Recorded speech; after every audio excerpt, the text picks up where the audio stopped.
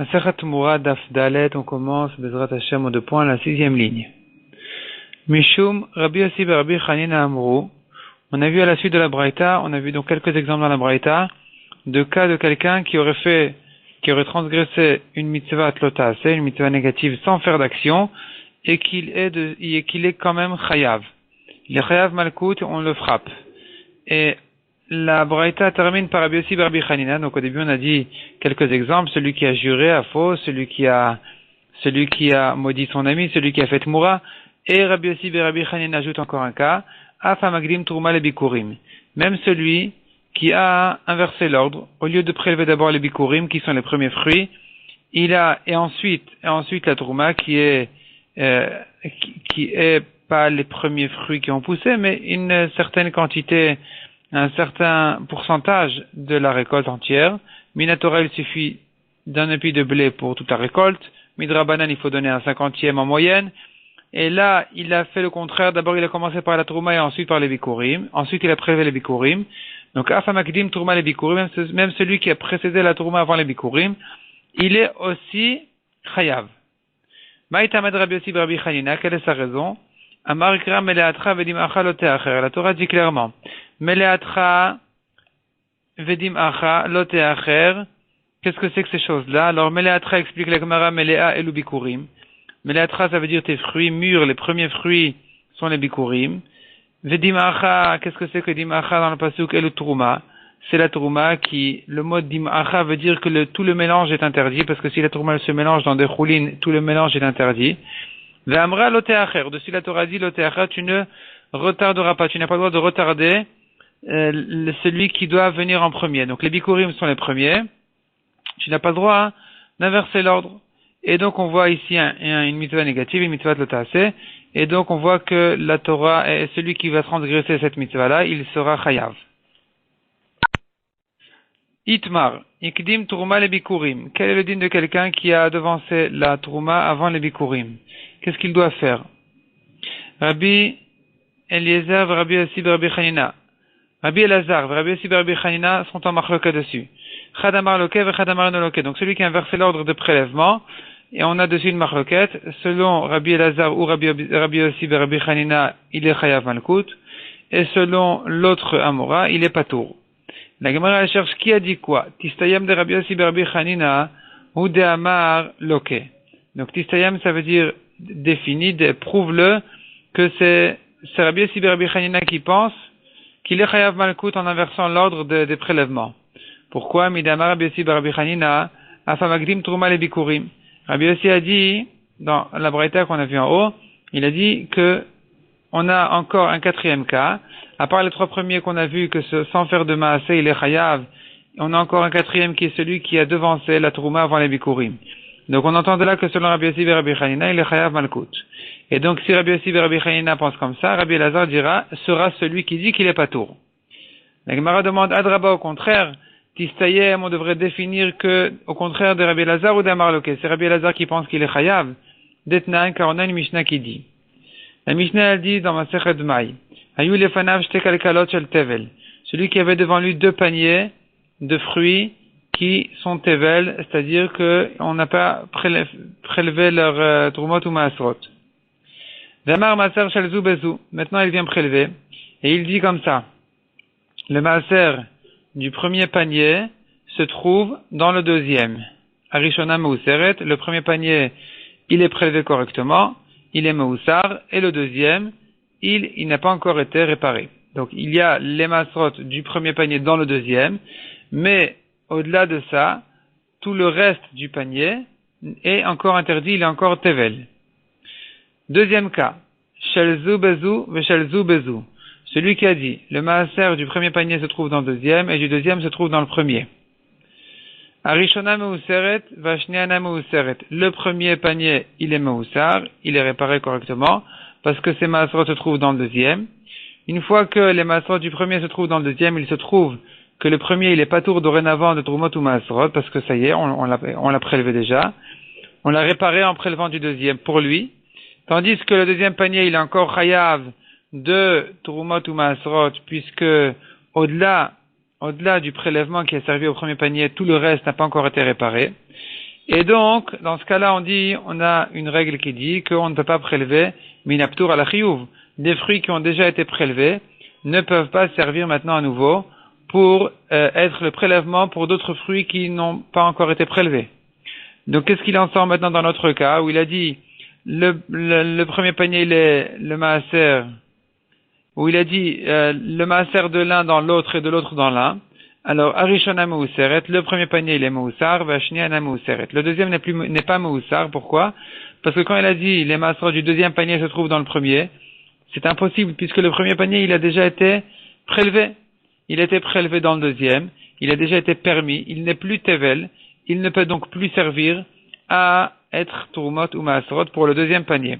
Donc finalement le deuxième panier se retrouve interdit. Interdit à cause du mélange de Tevel qu'il y a dedans. Troisième cas. Maaserotem, Maaser, Kalkala, Bechaverta. Là, il était encore plus intelligent. Et cet homme-là, qu'est-ce qu'il a dit? Il a dit, les Maaserot se trouvent l'un dans l'autre. Kalkala, Bechaverta. Chaque panier dans le deuxième. Donc, c'est pas qu'il a dit celui-ci dans celui-là et celui-là dans celui-ci. Il n'a pas dit comme ça. Parce que s'il a dit comme ça, alors il a fait en deux temps. En premier temps, il a fait le prélèvement pour le premier panier. Et en deuxième temps, il a voulu faire le prélèvement pour le deuxième panier, c'est impossible. Ici, par contre, dans le troisième cas, il n'a pas fait comme ça, il a dit, les maaserot se trouvent l'un dans l'autre. Les maaserot d'un panier se trouvent dans l'autre. Et donc, au même instant, tous les maaserot arrivent, chacun dans le deuxième panier, et là, dans ce cas-là, c'est bon. Kara et Hachem. Il a bien nommé il a bien fait un bon prélèvement, il a bien donné le nom de la Trouma, et des Maaserot, donc tout est réparé, tout est kasher, tout est Meusar. Veitmar, on a enseigné donc sur cette Mishnah-là, sur la Recha de la Mishnah, dans le cas où il a dit le Maaser d'un panier dans l'autre, ou bien il a dit le Maaser d'un panier dans l'autre et du deuxième dans le premier. Dans ce cas-là, on a dit dessus, Rabbi Elazar Amar Loke. S'il a fait comme ça, il est Chayav Malkut. Pourquoi? Mipnei Shikdi Maaser Sheni Sheba, le Maaser Rishon Shebechaverta. C'est-à-dire, lorsqu'il a dit le maaser du premier panier se trouve dans le deuxième, en réalité ici, il a fait tous les prélèvements. Donc il a fait maaser rishon, il a fait maaser sheni, il a fait d'abord trouma, ensuite maaser rishon, ensuite maaser sheni, tous les prélèvements un derrière l'autre. Et ensuite, il a recommencé maintenant, et il doit refaire tous les prélèvements dans le premier panier. Et ici, c'est-à-dire, il a réparé déjà le premier, maintenant les prélèvements se trouvent dans le deuxième, et ensuite il va refaire le contraire, il va faire les prélèvements du deuxième, là où il va le faire. Maintenant, on a un problème, c'est que il se trouve que le premier panier qui se trouve devant moi, il était destiné à un prélèvement ordonné, correct. D'abord Maaser Rishon, ensuite Maaser Sheni, tout d'abord Trouma. Et ce qui s'est passé en fait, c'est que en disant que les maaserot du deuxième panier, ou disons le contraire, en disant les maaserot du premier panier se trouvent dans le deuxième, il se trouve maintenant que le deuxième panier, alors qu'on aurait dû d'abord prélever son maaser rishon et ensuite son maaser sheni, finalement, le maaser sheni a été prélevé de ce deuxième panier pour le premier, avant même qu'on ne prélève le maaser rishon de ce deuxième panier, plutôt pour ce deuxième panier. Et donc, ici, l'ordre est inversé. Donc, je reprends. Il y a deux paniers devant. Chacun des deux paniers, il aurait dû d'abord faire Maaser Trouma, ensuite Maaser Rishon, ensuite Maaser Sheni. Maintenant qu'il n'a pas fait ça, il a fait ça, mais pas pour ce propre panier, il a fait ça pour le deuxième. Et donc, il se trouve que finalement, il a terminé toute la liste des Maaserot jusqu'au Maaser Sheni, avant d'avoir commencé les Maaserot qui sont destinés à ce panier-là lui-même. Donc finalement, il se trouve qu'il a tiré le Maaser Sheni avant le Maaser Rishon pour lui, de ce deuxième panier, puisqu'il a tiré d'abord le Maaser Sheni pour le premier, et il a nommé Maaser Sheni, alors qu'il n'avait pas encore prélevé de Maaser Rishon pour ce deuxième propre panier lui-même. Donc ici, l'ordre est inversé. Le Maaser Sheni a été prélevé avant le Maaser Rishon, c'est un problème. Et c'est pour ça que dit Rabbi Elazar, il est Chayav Malkut. Donc on voit de là, Tistayem, dit la Gemara, Tistayem, donc effectivement, il se trouve que c'est Rabbi Elazar qui pense que celui qui a inversé l'ordre des Maaserot, il est Chayav. C'est lui qui pense qu'il est Chayav en inversant l'ordre des Maaserot. Et donc, si c'est comme ça que Rabbi Elazar pense, qui est-ce qui pensera qu'il est patour? Et là, Rabbi Yossi ben Rabbi Hanina d'Amar, et non loqué. Si c'est comme ça, le Rabbi Yossi ben Rabbi Hanina qui pense, c'est lui qui dira qu'il n'est pas loqué, qu'il est patour, en inversant l'ordre de Maasrot, parce qu'on a dit, Rabbi Elazar, Rabbi Yossi ben Rabbi Hanina, l'un pense qu'il est chayav, l'un pense qu'il est patour. On vient de prouver que selon Rabbi Elazar, il est chayav, donc forcément selon Rabbi Yossi, il est patour. Les makasha de Rabbi Yossi ben Rabbi Hanina de Rabbi Yossi ben Rabbi Hanina. Disons, demande à Gemara qu'on a ici, on se trouve face à une contradiction de Rabbi Yossi ben Rabbi Hanina, qui d'une part, ici, il se trouve dans la machloket avec Rabbi Elazar, qu'il pense qu'il est patour, puisque c'est Rabbi Elazar qui dit qu'il est chayav. Et par ailleurs, on a vu que selon Rabbi Yossi ben Rabbi Hanina, il est chayav, parce que Rabbi Yossi ben Rabbi Hanina a ajouté un quatrième cas de quelqu'un qui aurait transgressé une mitzvah négative sans faire de maaseh, sur laquelle il serait chayav, même sans faire de maaseh. Donc on a une contradiction dans Rabbi Yossi ben Rabbi Hanina. Est-ce qu'il pense qu'il est chayav ou patour en inversant l'ordre des maasrot? Répond la Gemara alors. Rabbi Yossi ben Rabbi Hanina, Aptura, on tourne la page, Aptura Kai. En réalité, Rabbi Yossi ben Rabbi Hanina, il ne parle pas du tout du cas où il est chayav. Rabbi Yossi ben Rabbi Hanina n'est pas venu ajouter un quatrième cas sur lequel il serait chayav sans faire de maaseh, mais il se rapporte sur le début de la braïta qui disait Ve'achika Amar. Donc la Gemara s'explique. Ve'achika Amar, voici ce que la braïta disait, on voulait dire.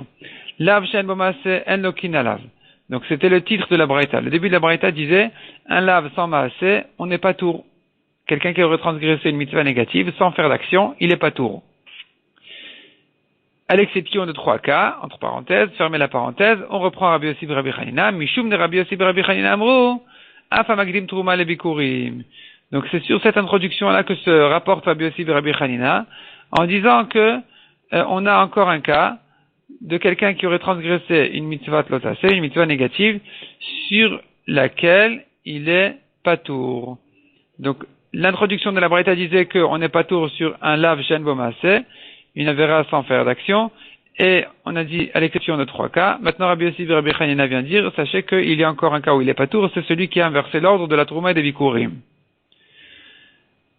Et donc on entend de là que c'est pas vraiment un lav shen bo maaseh. Ici il y a quelque part une action. Et la Gemara justement elle demande Umaishna memer delake. Quelle est la différence entre celui qui a fait Tmoura, qui est 8 chayav, Mishum de Bediburo à Samaase? Car avec sa parole, il y a ici une grande action qui a été faite. Il y a un animal qui était choulin, qui est devenu kadosh. Il s'est passé quelque chose d'important, et donc c'est considéré comme un maaseh. Si c'est comme ça, demande la Gemara. Alors, selon cette même svara, on devrait dire pareil ici aussi. Makdim Trouma le Bikurim. Celui qui a d'abord commencé par la Trouma avant les Bikurim, il a inversé l'ordre. Nami Lilke, lui aussi devrait être frappé, Mishum de Bediburo Samase, parce qu'avec sa parole, il a pris des fruits qui n'avaient aucune Gdusha, il les a rendus Trouma, donc il a fait ici un grand maaseh, donc il devrait être Hayav. Quelle est la différence entre ce cas-là et le cas de la Tmoura? Répond la Gemara Marabi Avin, Shani Atam. C'est différent, les cas sont différents. Des laves Shenitak Leaseu, celui qui a inversé l'ordre, là, il a transgressé un lave, c'est vrai, une mitzvah négative. Simplement ici, même si il aurait dû être frappé parce qu'il a fait quelque part une action, il s'est passé quelque chose de grand, il y a des fruits choulines qui sont devenus trouma, malgré tout, on a une autre raison de dire qu'il est pas tour. Quelle est la raison? C'est que c'est un lave shenitak le assez. C'est une mitzvah négative qui est réparée par un assez. Qui est réparée, ça veut dire autrement, la Torah dit qu'il n'a pas à être frappé pour ce lave-là. La Torah, elle a nitak, elle a détaché le lave, elle a détaché l'interdiction d'un malkout, d'une punition de malkout à un assez.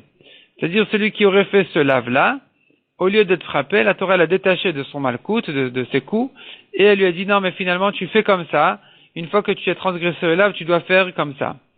Et donc ici, qu'est-ce qui s'est passé? Il a commencé par la Trouma au lieu de commencer par les Bikurim, et la Torah en voyant ça, elle lui dit écoute, c'est pas parce que tu as commencé par faire la Trouma que tu ne vas pas donner les Bikurim, les Bikurim tu dois les donner.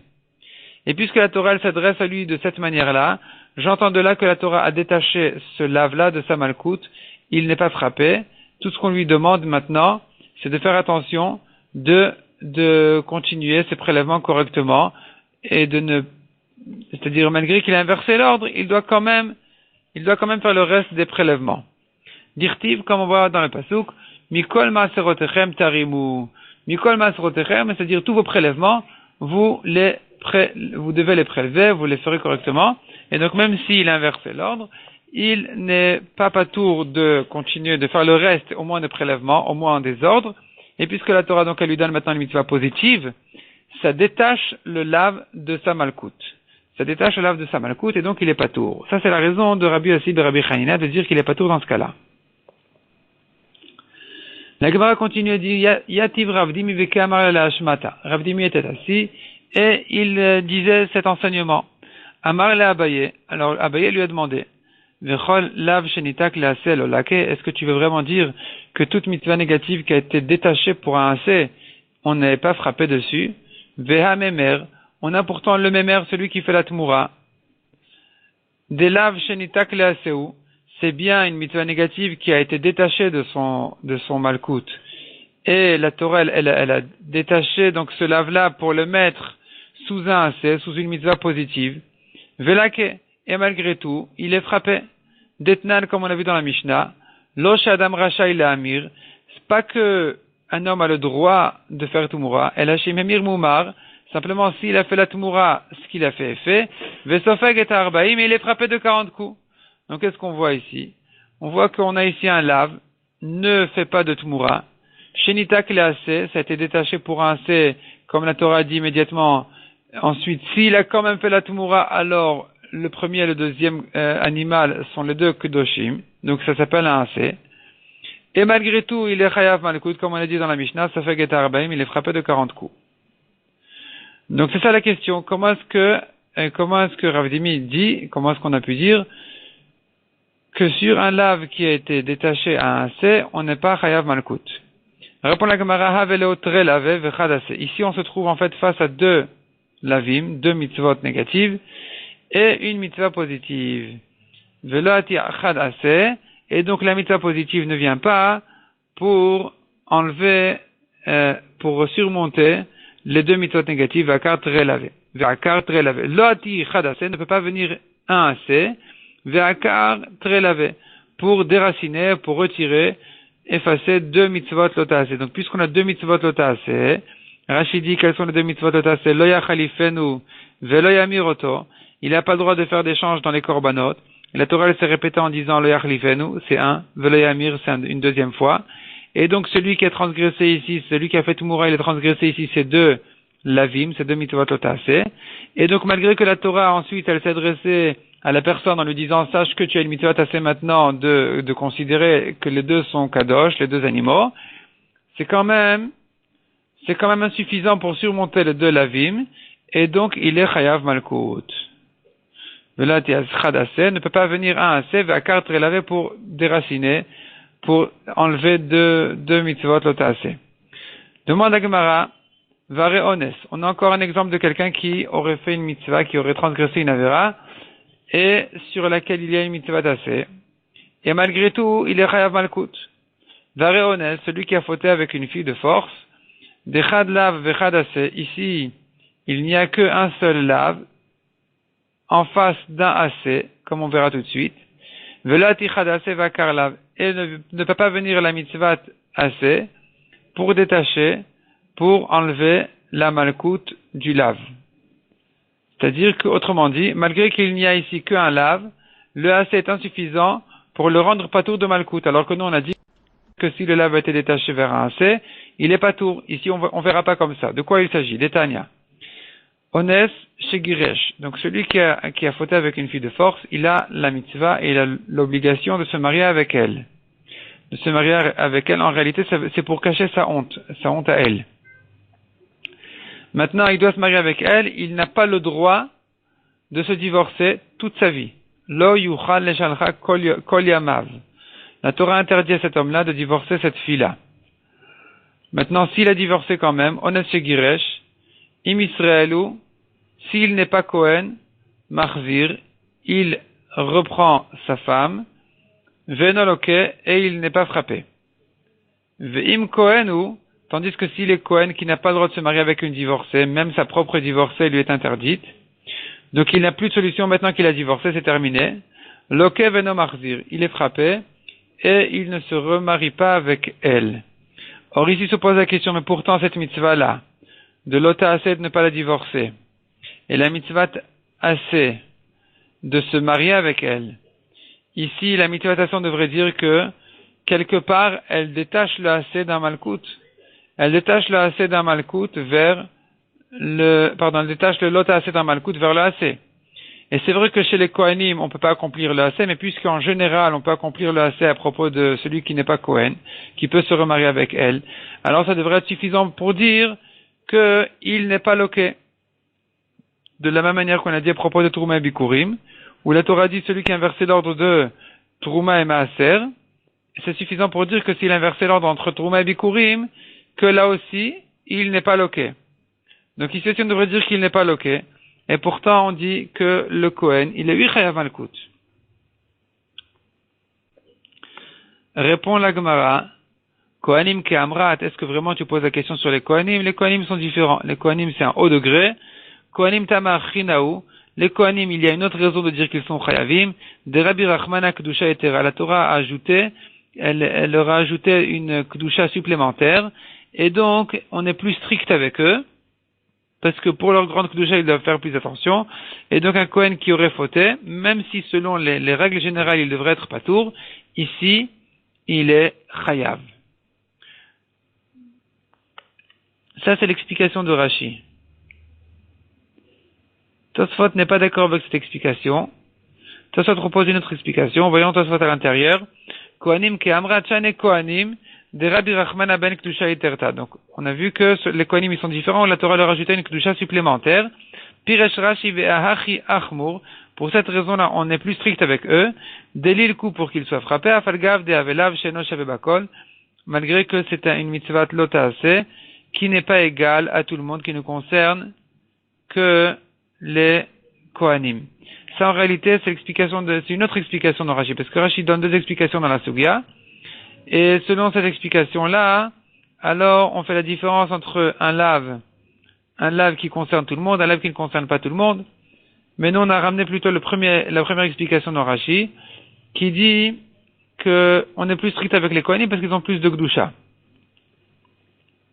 Tosfot repousse cette explication en disant Velo Neira, je ne pense pas comme ça ne me paraît pas comme ça. Veri Piresh, Kevan Shasar Katuv Grusha le Gabayou, puisque la Torah interdit les divorcés pour les Kohanim, Eno Nitak Halav Lease.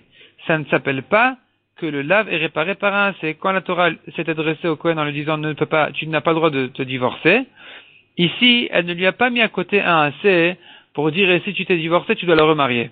Puisqu'il n'a pas de assez à côté du lave, donc on est sorti complètement de la catégorie d'un lave qui est réparé par un assez. De l'odami lehadil el, ça ne ressemble pas au cas d'en haut, de amar tarimu havenituk, gamak dama de bikurim, où là on a dit que quand la Torah elle a dit vous devez prélever les prélèvements habituels, ça vient réparer même celui qui aurait devancé la trouma avant les bikurim. Des minesham inan shachol etaken im ivet ve'ikdim trouma le bikurim. Des kachli mikdim asar le trouma qui lui ikdim trouma le bikurim. C'est-à-dire ça dit. C'est vrai que la Torah à propos de trouma et bikurim, quand la Torah dit tu dois prélever les prélèvements, même si tu as changé l'ordre, tu dois continuer à prélever les autres prélèvements.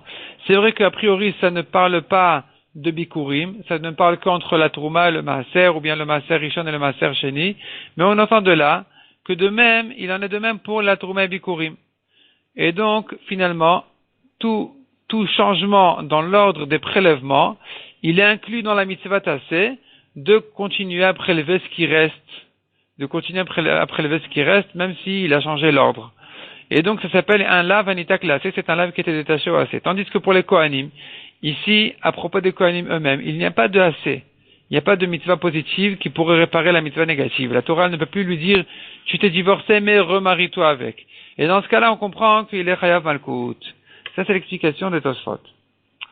On continue dans la Gemara. Donc, on en était à Ketanae. Ketanae, lo yashiru mimenu ad boker. Ketanae, au milieu du Hamoud. Lo yashiru mimenu ad boker. Il est écrit à propos du Korban Pessah, on n'a pas le droit d'en laisser jusqu'au matin. Il faut manger le Korban Pessah à la nuit de Pessah, à la nuit du 15 Nissan. Vous n'avez pas le droit d'en laisser jusqu'au matin. Qu'est-ce qu'on apprend de là? Ba katuv liten aser charlota aser. La Torah est venue ajouter une mitzvah tassé après la mitzvah de l'otaase, une mitzvah positive après la mitzvah négative où la Torah interdit d'en laisser jusqu'au matin. L'Omar, parce que la suite du pasuk elle est de dire, Vanotar Yemenu, la Gemara n'a pas ramené la suite du pasuk, mais la suite du pasuk dit, ce qui va rester, Ad Boker Besh Tisrofu. Ce qui va rester quand même jusqu'au matin, vous le brûlerez au matin. Et ici, c'est une mitzvah assez, qui vient après la mitzvah lotase où la Torah interdit d'en laisser jusqu'au matin. L'Omar Shen Lokin Alav divrei Rabbi Yehuda, pour nous apprendre que celui qui a laissé du Korban Pessah, après son temps, il n'est pas Chayav Malkut. Rabbi Yaakov Omer Lo Min Hashem Uzeh, c'est pas ça la raison de dire qu'il est pas tour de Malkut, et la Mishum d'Avalav Shen Bo Maaseh, mais plutôt parce que c'est un lave sans Maaseh, il a transgressé ici une mitzvah, la Torah lui a interdit d'en laisser, mais il en a laissé sans faire d'action, et donc il est pas tour. Vechol Lav Shen Bo Maaseh Un Lokin Alav. Une mitzvah négative sur laquelle il n'y a pas d'action, on n'est pas chayav dessus. Ça, c'est la raison pour laquelle celui qui aurait laissé du Korban Pessah jusqu'au matin, il est pas tour. Miklal de Rabbi Yehuda Savar, Lokin Alav. J'entends de là que selon Rabbi Yehuda, c'est une raison insuffisante. Le fait d'avoir transgressé une mitzvah de lotas, et même sans action, il devrait être chayav. Si ce n'est que la Torah ici a détaché le lave vers un assez en disant, si tu en as laissé jusqu'au matin, tu dois le brûler ensuite. Et donc, c'est ça la raison de dire qu'il est pas tour. Mais sans ça, j'aurais dit qu'un lave shen bomassé, même un lave sans action, il est pas tour, il est chayav dessus. Donc, on se trouve en fait, maintenant, avec une marloquette de Rabbi Yehuda et Rabbi Yaakov, quelqu'un qui aurait transgressé lave shen bomassé, il aurait transgressé une avéra sans faire d'action. Selon Rabbi Yehuda, il est pas tour. Selon Rabbi Yaakov, Rabbi Yehuda, il est chayav. Selon Rabbi Yaakov, il est pas tour. Et donc, tout ce qu'on a vu en haut, on avait commencé la sugia, même dans le daf précédent déjà. On avait commencé dans la sugia en disant que un lave, ici aussi, on l'a répété dans ce daf aussi, on a dit que celui qui transgresse un lave sans faire d'action, il est pas tour. La Gemara, elle vient maintenant et elle dit, c'est pas évident. Ça dépend en fait de la marloquette entre Rabbi Yehuda et Rabbi Yaakov. Selon Rabbi Yehuda, il est chayav, selon Rabbi Yaakov, il est pas tour. Demande la Gemara à Rabbi Yaakov, Aï vanotar imenu ad boker. Rabbi Yaakov, qu'est-ce qu'il fait du pasuk qui dit, vanotar imenu, ce qui va rester du korban pesach ad boker jusqu'au matin, besh tisrofu, vous le brûlerez au feu. Les maï ata, à quoi sert ce pasuk-là?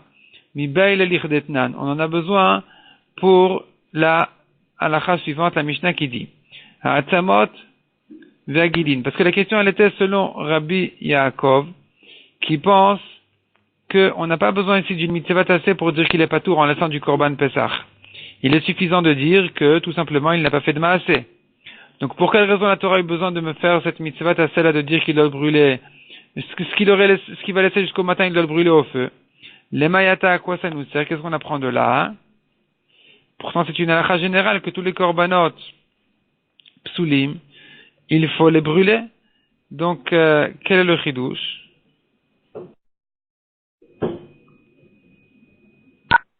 Maintenant, ça demande ici, c'est au contraire de la Torah a eu besoin de nous apprendre cette halakha de brûler un korban pasoul. Donc c'est pas un pasouk supplémentaire. Quelle est la question de la Gemara? À quoi nous sert ce pasouk?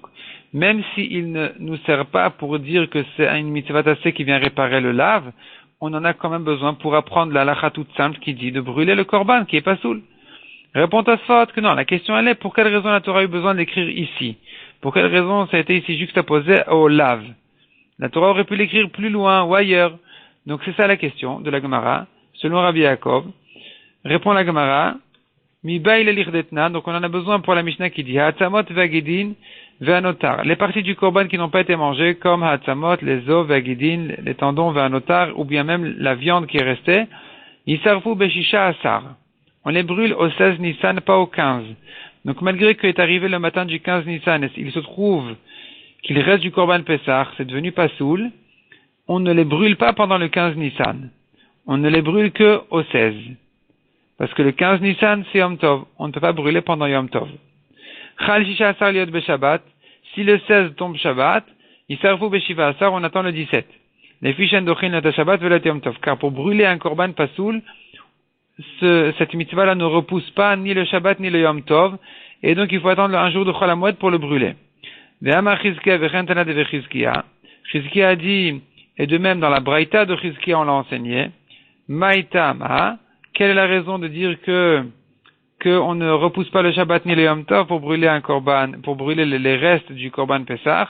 Amarkra vanotar mimenu ad boker besh tisrofu. La Torah s'est répétée. Elle a dit, n'en laisse pas jusqu'au matin. Et ce qui reste jusqu'au matin, au feu tu brûles. Pourquoi la Torah a besoin de répéter une deuxième fois ce qui reste jusqu'au matin? Ba'akatuv liten boker sheni l'isrefato. La Torah est venue nous ajouter encore un deuxième matin pour le brûler. C'est-à-dire, ne le brûle pas au matin du 15.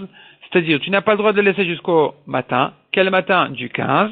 Et ce qui est resté, au deuxième matin, au matin suivant, donc du 16, à ce moment-là, tu vas le brûler. Mais pendant Yom Tov, tu ne le brûles pas.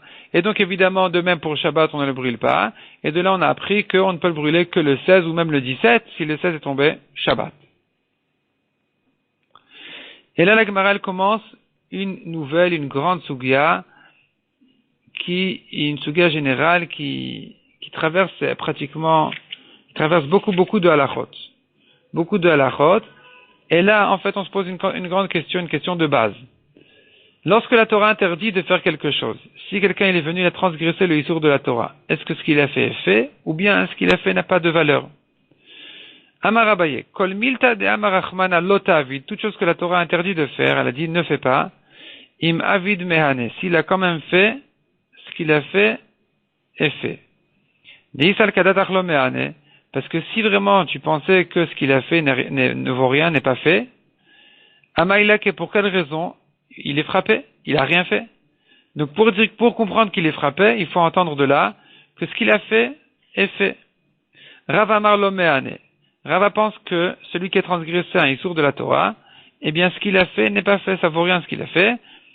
Mide, lo mehane mide, ça ne vaut rien, il a rien fait du tout. Ve'aidelaki, pour quelle raison il est quand même frappé? Mishum de avar amemra de rachmanahu, car il a transgressé la parole d'Hachem. Même s'il a essayé, il n'a pas réussi de faire quelque chose, il a essayé de faire quelque chose contre la parole d'Hachem, il n'a pas réussi, le fait d'avoir essayé de faire autrement que ce que Hachem lui a dit, c'est suffisant pour le frapper. Donc il est frappé pas parce que ce qu'il a fait est fait, mais plutôt parce qu'il a transgressé la parole de la Torah. Et la Gemara demande Métivé, Ones Shegiresh, donc on a vu celui qui avait fauté avec une fille, qui avait la mitzvah de se marier avec elle et l'interdiction de la divorcer, s'il a quand même divorcé, Im Israël ou Marzir Benoloke. Si c'est un Israël, il doit se remarier avec elle et il n'est pas frappé. Vei Amrad Kevan de Avar Amemrad Rachmana Lake. Et si tu dis que rien que pour le fait d'avoir transgressé la parole d'Hachem, il est déjà frappé, Hanami Lilke, celui-ci aussi devrait être frappé, parce que finalement, malgré qu'il doit la ramener, et que finalement il n'aura pas réussi son coup, il n'aura pas réussi à transgresser la mitzvah, de la divorcer, et il n'aura pas réussi de la divorcer, à transgresser la mitzvah qui interdit de la divorcer, mais cependant il devrait être frappé pour avoir osé d'essayer de transgresser la parole d'Hachem, et pourtant on dit que non, il n'est pas frappé s'il se remarie avec elle. Ça objecte Rava qui a dit que s'il a fait, c'est pas fait, il a rien fait du tout. Répond la Gemara, Amar lecha Rava, Shani Atam. Amar lecha, il faut ajouter le mot Rava. Rava répond, Shani Atam, il est différent là-bas d'Amarka, Kol Yamav. La Torah dit tous ses jours, toute sa vie, Kol Yamav Bamod Ve'arzer. La Torah a dit, il n'a pas le droit de la divorcer toute sa vie. J'entends de là que toute sa vie, elle ne peut pas rester dans une situation divorcée. Il a le devoir toute sa vie de se lever à mode verzer et la récupérer, la reprendre. Et donc, puisque c'est comme ça, puisque j'entends du pasouk qu'il n'a pas le droit de la laisser divorcer toute sa vie, alors si j'entends de là que s'il a 8 reprises, il s'est remarié avec elle, il se trouve qu'il n'a pas transgressé la parole d'Hachem, parce que la Torah n'interdit que le fait qu'elle soit divorcée toute sa vie.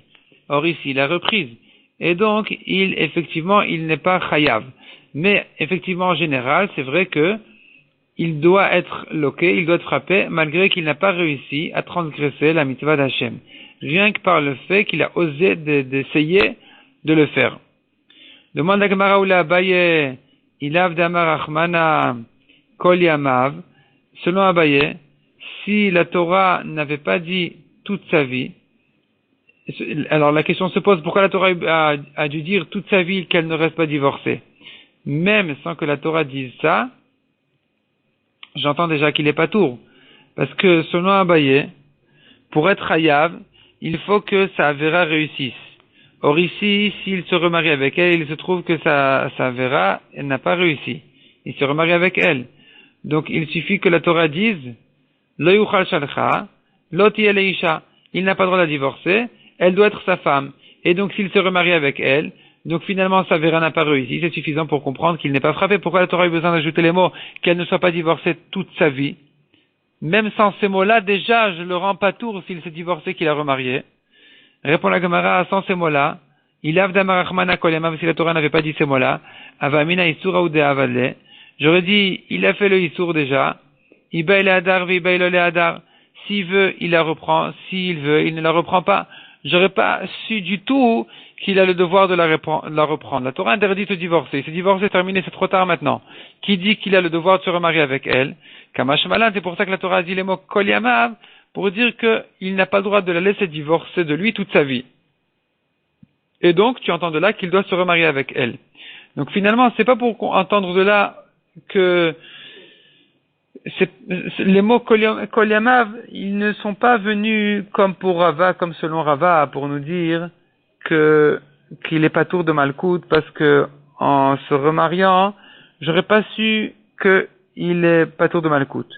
J'aurais cru qu'il est quand même Chayav parce qu'il a terminé sa Avera et que maintenant il a une autre mitzvah de se remarier avec elle, jusqu'à ce que la Torah a dit non. La Avera est de la laisser divorcer toute sa vie, donc s'il se remariait, finalement il n'a pas fait la Avera et donc il est pas tour. Ça c'était selon Rava. Selon Abaye, c'est pas comme ça. Selon Abaye, sans les mots Kol Yamav, j'aurais pas su du tout qu'il doit se remarier. Mais une fois que je sais qu'il doit se remarier, alors effectivement, c'est suffisant pour comprendre qu'il est pas tour, parce que finalement sa Avera n'a pas réussi, et puisque sa Avera n'a pas réussi, donc il est pas tour. Même si au passage il a essayé de la faire, eh bien selon Abaye, on pense pas comme Rava qui dit que quelqu'un qui a essayé de faire une Avera, qui a essayé, ça veut dire qu'il a vraiment essayé, il a fait essayer physiquement. Simplement, son coup n'a pas réussi parce qu'on lui dit que ce qu'il a fait ne vaut rien. Mais selon Abaye, c'est déjà, selon Rava, il aurait été loqué pour ça, il aurait été chayav pour ça. Selon Abaye, il n'est pas chayav pour ça. Et donc, dès qu'il s'est remarié avec elle, puisque sa Avera n'a pas réussi, selon Abaye, c'est suffisant pour entendre qu'il n'est pas tour de Malkout.